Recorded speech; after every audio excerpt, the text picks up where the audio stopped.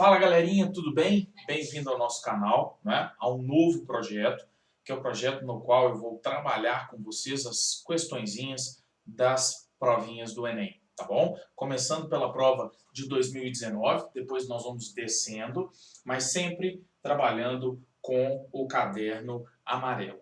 Combinado? Então, na provinha de 2019, nossa primeira questão foi a questão de número 93, trabalhando com modelos atômicos, tá bom? O estudo dos modelos atômicos ele é importante para a gente dentro da química. Nós temos um estudo principalmente histórico, não é? Da evolução das teorias que buscavam explicar o comportamento dos átomos da matéria como um todo. Começando por Dalton, depois Thomson, depois Rutherford, Bohr e, por último, o modelo atômico atual, no qual a gente tem, não é, um conjunto enorme de informações se comparados aos modelos mais primitivos, tá bom?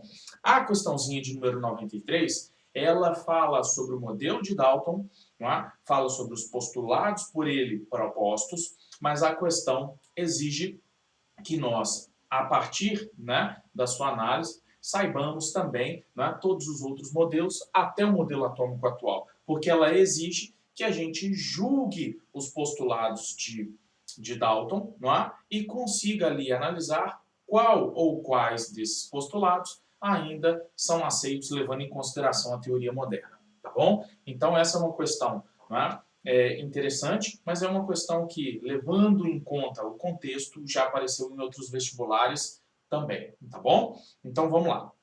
Em 1808, Dalton publicou o seu famoso livro intitulado Um Novo Sistema de Filosofia Química, no qual continha os 5 postulados que serviam como alicerce da primeira teoria atômica da matéria, fundamentada no método científico. Tá bom? Modelo ali de Dalton, do iníciozinho do século XIX. Dalton era um cara inteligentíssimo, fantástico, não é? Conhecia muitas áreas e era um professor, tá bom? Esses postulados são numerados a seguir. Primeiro, a matéria é constituída de átomos indivisíveis. Este é um postulado por Dalton proposto. Mas o que a questão vai exigir que nós façamos nos 5 postulados? Aqui, ó. Com base no modelo atômico atual que descreve o átomo, qual dos postulados de Dalton ainda é considerado correto? Então, se ele está me perguntando qual dos postulados é considerado correto, ou eu vou escolher o primeiro, ou o segundo, ou o terceiro, ou o quarto, ou o quinto, tá bom? Então, nesse caso, eu só tenho uma opção. Então, vamos para o primeiro. Levando em consideração o modelo atômico atual. A matéria é constituída de átomos indivisíveis. Moçada, isso está errado, não é? Depois de Dalton, nós já temos Thomson introduzindo o conceito de cargas elétricas no átomo, dividindo, portanto, o átomo em carga positiva e carga negativa, não é? E, portanto, a indivisibilidade ela já não existe a partir de Thomson, ok?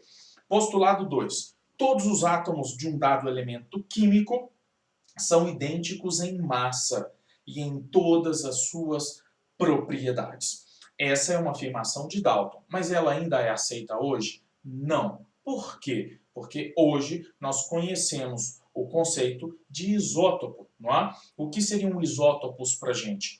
Átomos de um mesmo elemento químico que diferem entre si quanto ao número de massa, tá bom?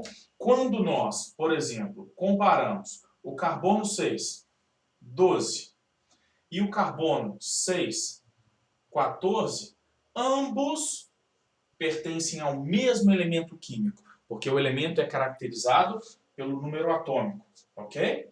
Mas estes dois átomos, eles diferem entre si quanto ao número de massa. Enquanto o carbono à esquerda tem número de massa 12, o carbono à direita tem número de massa 14. Então, esses, não é, dois átomos de um mesmo elemento, que diferem quanto ao número de massa, são denominados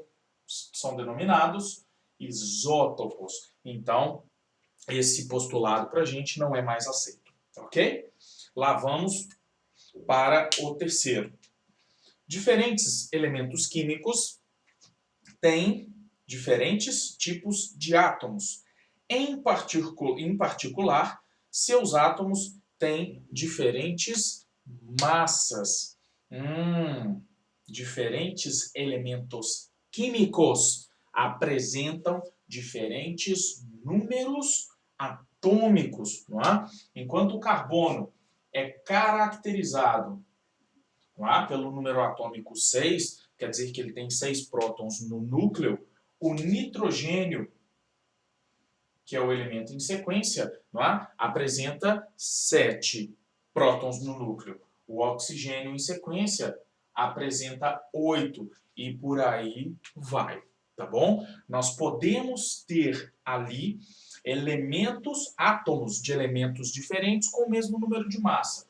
É possível, por exemplo, não é, que tenhamos o carbono 14 sendo comparado ao nitrogênio 14. E percebam que ambos, carbono e nitrogênio, não são o mesmo elemento químico, mas a massa é a mesma. Eles formam um parzinho de isóbaros, ok?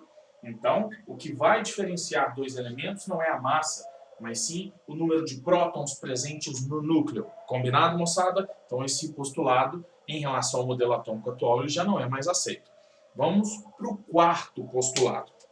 Os átomos são indestrutíveis e nas reações químicas mantêm suas identidades. Bem, os átomos eles são indestrutíveis e nas reações mantêm sua identidade. Os átomos são indestrutíveis?